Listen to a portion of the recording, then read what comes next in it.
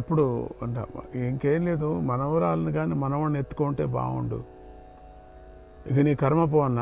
1 గంట లోపల పోయాడు. కానీ ఆడవాళ్ళు తక్షణం ఓం నమో నారాయణ అంటే అనేశారు.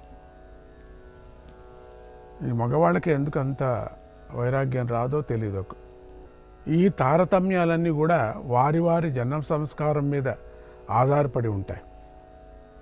శుక మహర్షి మనం చెప్పుకున్నటువంటి వారిలో మొదటి వారి కోవకు చేరుతారు.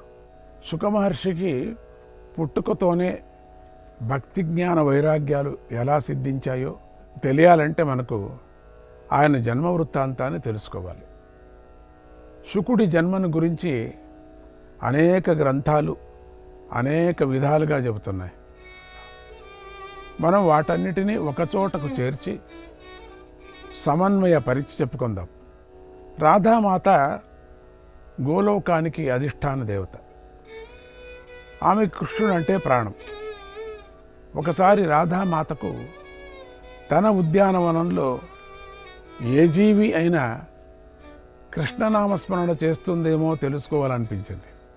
ఎక్కడా ఏ